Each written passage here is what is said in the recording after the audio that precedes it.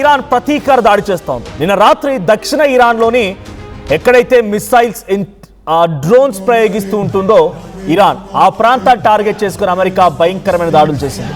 ఇక straight of Hormuz దగ్గర see mines పెట్టినటువంటి ఇరాన్ నౌకలపై కూడా అమెరికా చాలా భయంకరమైనటువంటి దాడికి పాల్పడింది. ఈ నేపథ్యంలో ప్రస్తుతానికి దానికి ప్రతీకార చర్యలో భాగంగా ఇరాన్ అమెరికాపై అటాక్ చేస్తోంది.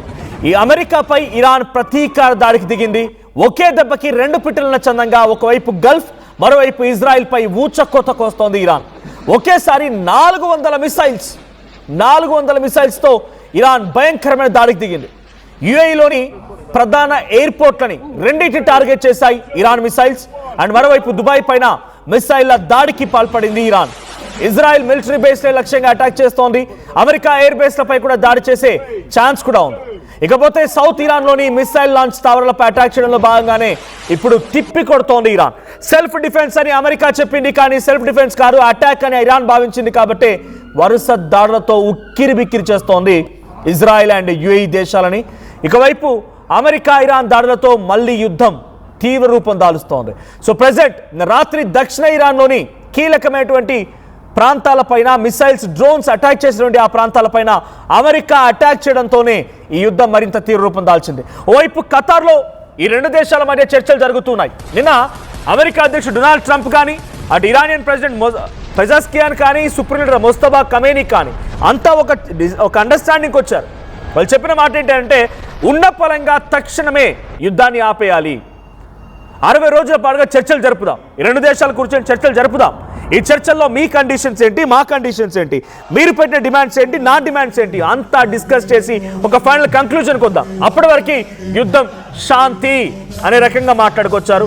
అటు యురేనియం రిజర్వ్స్ పైన కూడా అమెరికా పెట్టిన కండిషన్స్ని ఇరాన్ యాక్సెప్ట్ చేసింది. యురేనియం రిజర్వ్స్ని మీరు అంటున్నట్టుగానే న్యూట్రలైజ్ చేస్తాం, మా ఉద్దేశం ప్రపంచంలో అశాంతి నెలకొల్పడం కాదు, శాంతి నెలకొల్పాలి అనే రకంగా ఇరాన్ కూడా యాక్సెప్ట్ చేసింది. కానీ ఉన్న ఫలంగా అమెరికా అటాక్తోనే మళ్ళీ చాలా భయంకరమైన యుద్ధం మొదలైంది. ఒకసారి అమెరికా అటాక్కి అటువైపు నుంచి వచ్చి తిరుగు దాడి ఎలా ఉంది?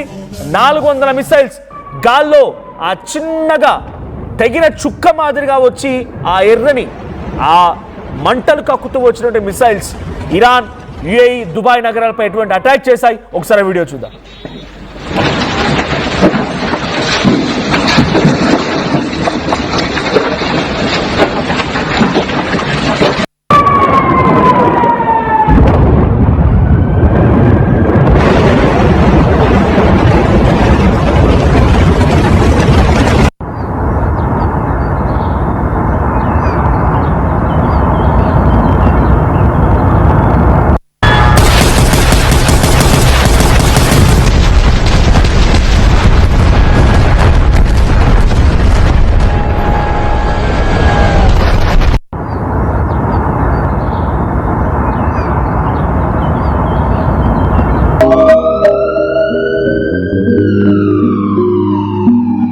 Recording, brother. Countdown's close. Ready? 3, 2, 1. Ya Allah!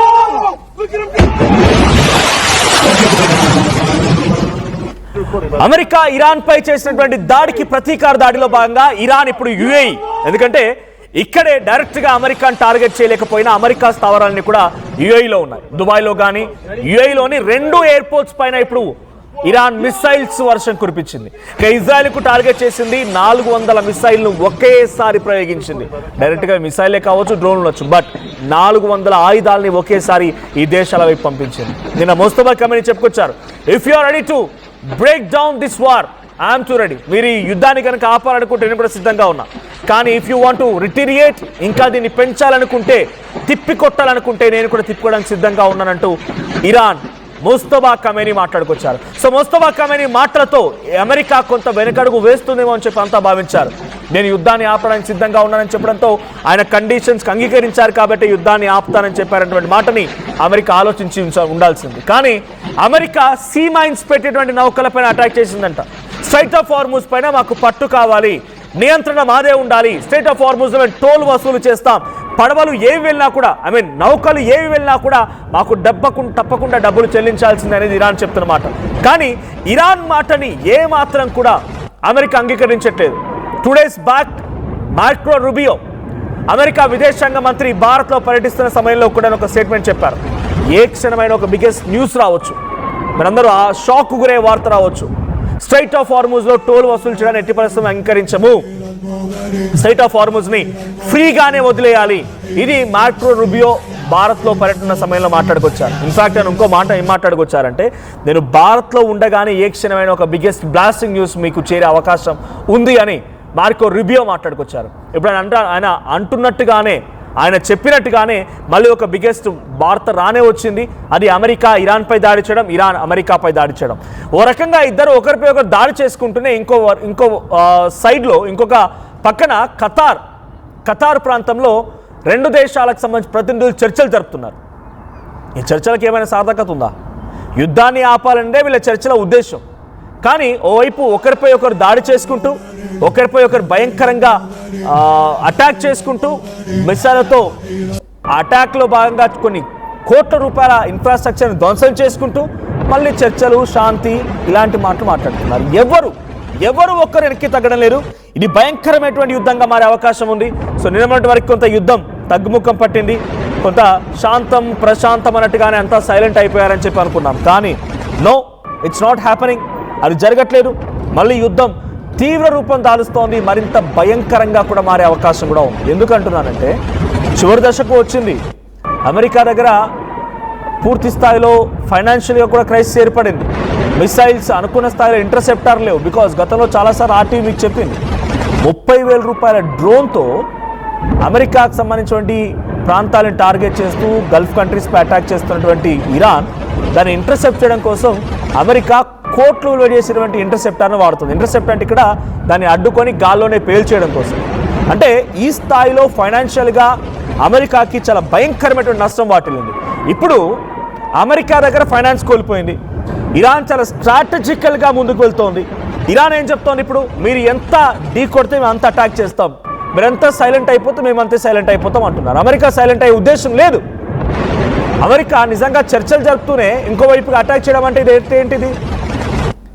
డైరెక్ట్గా they are ready for the encouraging or upliftment of war. వాళ్ళు ఇంకా వార్ని ఇంకా పైకి తీసుకురావడం కోసమో, ఇంకా దాన్ని అగ్గి మీద అన్నీ చేయడం కోసమో వాటన్నిటిని కూడా వాళ్ళు చేస్తున్నట్టుగా అమెరికా కనబడుతోంది. చెడు కామెంట్ వచ్చింది, చూపించే విజువల్స్ అన్నీ ఏఐ వెరిఫై చేయవా? సో అక్కడ డొనాల్డ్ ట్రంప్, అఫ్ కోర్స్ మేము డైరెక్ట్గా ఏఐ రిప్రజెంటేషన్ వీడియోస్ అని చూపిస్తున్నాం మీకు, అవన్నీ ఏఐ వీడియోస్.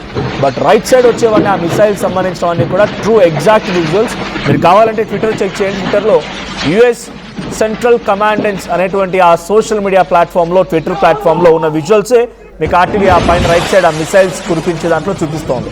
ఇంకోవైపు అటు ఇరాన్ వైపు నుంచి ఇరాన్ డిఫెన్స్ ఫోర్స్ ఐఆర్జీసీ అనేటువంటి ఆ ట్విట్టర్ అకౌంట్ నుంచి వచ్చే విజువల్స్ మాత్రమే మీకు ఒరిజినల్ విజువల్స్గా రైట్ సైడ్లో కనిపించే ఆ విజువల్స్ మేము చూపిస్తున్నాము. అయితే నిన్న రాత్రి సౌత్ ఇరాన్ పైన చేసినటువంటి అమెరికా దాడికి ప్రతీకారంలో భాగంగానే ఇరాన్ వైపు నుంచి కూడా ఇప్పుడు దాడి జరుగుతోంది. యుఏఈ పైన, 2 ఎయిర్పోర్ట్స్ పైన, ఇజ్రాయెల్ పైన. సో ఈ దాడి ఇక్కడితో ఆగేలేదు, ఇది మరింతగా ముదిరే అవకాశం కూడా ఉంది. బికాజ్ చర్చలు ముగింపు అంటూ మళ్ళీ ఒకరిపై ఒకరు దాడి చేసుకుంటున్నారంటే ఇది మరింత రెచ్చిపోయే అవకాశం కూడా ఉంది.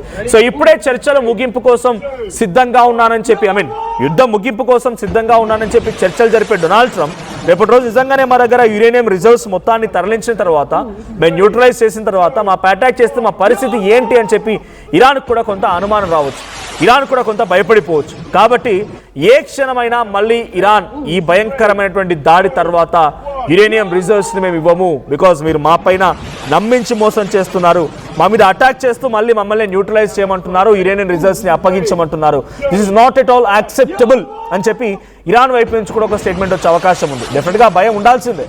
డొనాల్డ్ ట్రంప్ ఎప్పుడు ఏం మాట్లాడుతున్నా అర్థం కావడం లేదు, ఎప్పుడు ఏ రకంగా ఆయన రియాక్ట్ అవుతున్నా అర్థం కావడం లేదు, ఎప్పుడు ఏ రకంగా ఆయన రెస్పాండ్ అవుతున్నారు, దానికి వార్ని ఏ రకంగా పెంపొందిస్తున్నా అర్థం కావడం లేదు. కాబట్టి డొనాల్డ్ ట్రంప్ మాటల్ని నమ్మి ఓ దేశం పూర్తిగా సర్వస్వం తన దగ్గర నుండి పవర్ని అప్పగించే దాఖలాలు ఉంటాయా? నిజంగా అటువంటి సిచ్యువేషన్ ఉంటుందా? సో కాబట్టి ఇరాన్ కూడా ఏమాత్రం అమెరికా నమ్మే ప్రసక్తి లేదు. నిజంగానే డొనాల్డ్ ట్రంప్కి ప్రపంచ దేశాల్లో ఫైనాన్షియల్ క్రైసిస్ వస్తోంది, ఇబ్బందులు పడుతున్నాం, చాలా రకాలుగా కొంత డెఫిషియన్సీ వస్తోంది, పెట్రోల్, డీజిల్, ఆయిల్ అంతా కూడా భయంకరమైన విధంగా డెఫిషియన్సీ ఉంది, 20% of supply state of Hormuz నుంచే అనే రకంగా ఒక పాపమో పుణ్యమో ఆయన మైండ్లో ఒక ఆలోచన వచ్చి ఉంటే ఆయన యుద్ధానికి ముగింపు పలుకుతానని చెప్పి అంగీకరించి ఏదో రకంగా నచ్చజెప్పో భయపెట్టో బుజ్జగించో యుద్ధాన్ని ముగింపు పలికేవాడు. He is not in that intention. ప్రపంచ దేశాలన్నీ వాళ్ళ ఇబ్బందులు పడిపోయి వాళ్ళు పూర్తిగా డమాలైతేనే కదా అమెరికా కీర్తి ప్రదేశాలు పెరిగేది. ఇప్పుడు చూడండి, ఈరోజు డాలర్ వాల్యూ ఎంత ఉంది? 96 రూపీస్, 96 రూపాయలు కలిపితే $1. ఈ స్థాయిలోన పడిపోవడం డాలర్ రూపీ వాల్యూ, ఇవన్నీ ఆయనకు కావాల్సింది. ఈ రకంగా మనం పడిపోతూ ఉంటే దానిలో నుంచి ఒక ఆనందాన్ని ఒక ఆహ్లాదాన్ని వెతుకునే వ్యక్తి ఆయన. రష్యా ఉక్రెయిన్ యుద్ధం సమయంలో రష్యాని విభేదిస్తున్నట్టుగా యుక్రెయిన్ నమ్మించి యుక్రెయిన్ దగ్గర రేర్ ఎర్త్ మినరల్స్ ప్రాజెక్టు కొట్టేసిండు. ఇండియా పాకిస్తాన్ యుద్ధం సమయంలో పాకిస్తాన్ దగ్గర రేర్ ఎర్త్ మినరల్ ప్రాజెక్టు కొట్టేసి వాళ్ళకి రిజర్వ్స్ ఇస్తూ పాకిస్తాన్ని ఒక పెంపుడు కుక్కలాగా పెంచి పోషిస్తున్నాడు. ఇప్పుడు ఇజ్రాయెల్ ఇరాన్ మధ్య యుద్ధంలో కూడా ఇన్ఫాక్ట్ అమెరికన్స్ చెప్తున్నారు ఇజ్రాయెల్కి సపోర్ట్లో భాగంగా మనం సర్వస్వం కోల్పోవాల్సిన అవసరం లేదు అనేది అమెరికన్స్ వాదన.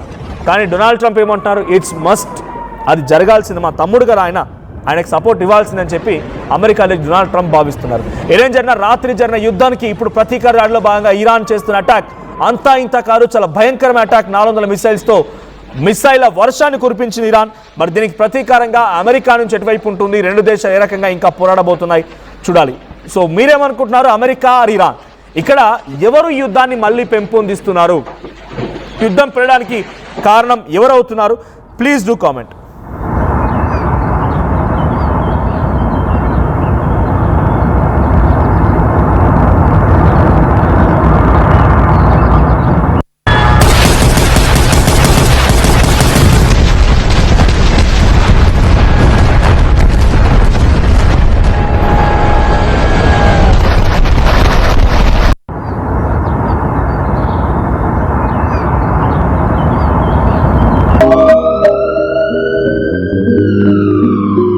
Recording, brother. Countdown's close. Ready? 3, 2, 1. Ya Allah! Look at him go! Recording, brother. Countdown's close. Ready? 3, 2, 1. Ya Allah! Look at him go! Recording, brother. Countdown's close. Ready? 3, 2, 1. Ya Allah!